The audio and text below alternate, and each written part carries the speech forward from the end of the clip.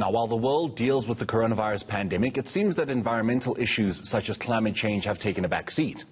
Not so tonight. Between 8:30 and 9:30 this evening, the world will be cloaked in darkness as we mark Earth Hour. The World Wildlife Fund says the evidence that nature is in free fall is mounting, and action must be taken to prevent this.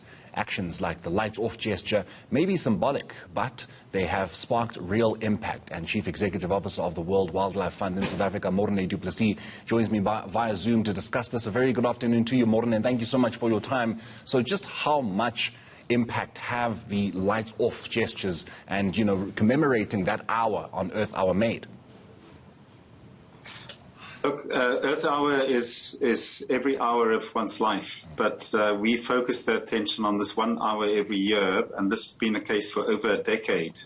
And over the decade, WWF across the world has managed to mobilize hundreds of millions of people in virtually every single country across the world.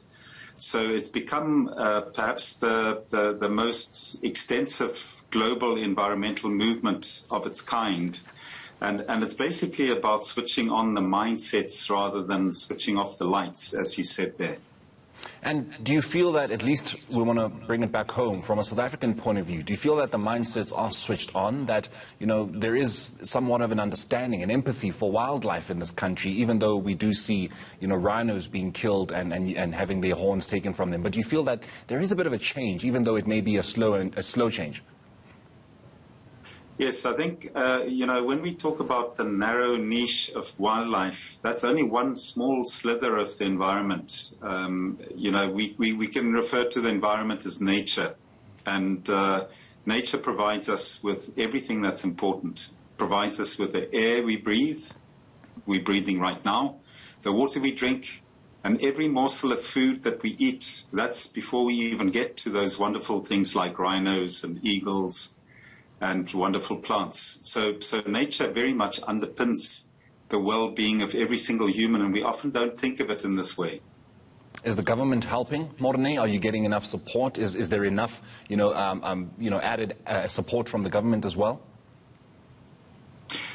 We've got very, very good relations with the government, but we have to understand that the way in which a developing country operates, and particularly when your economy is in dire straits, and South Africa has not come through a very happy time the last decade or so, we find that decisions are made that sometimes are a little short-sighted. So to address immediate economic growth seems to trump the medium to longer term desire for us to see it as sustainable development. Sustainable development is not about stopping development.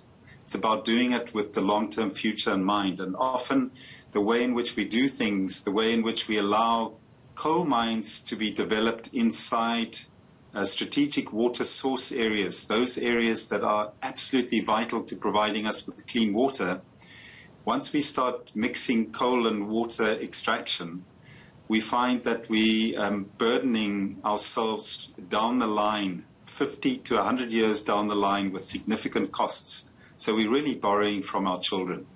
You mentioned that there's a good relationship that you guys have with the government, and of course there is always room for improvement. So what would you hope or expect the authorities to do more to ensure that, Earth Hour doesn't just become a symbolic time or a symbolic day, and that, as you mentioned at the beginning of the interview, that it becomes an everyday thing?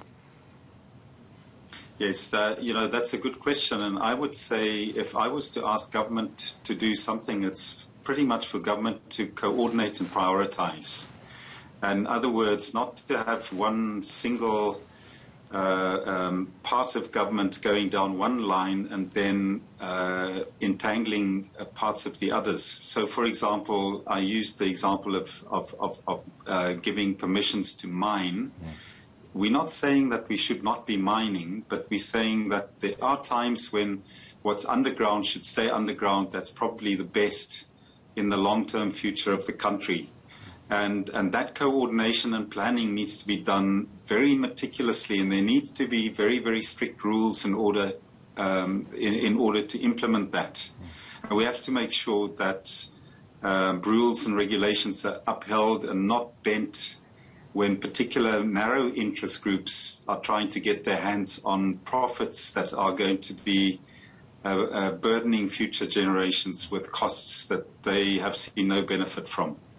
Morne, thank you so much for your time this afternoon. That is the Chief Executive Officer of the World Wildlife Fund in South Africa, Morne du Plessis.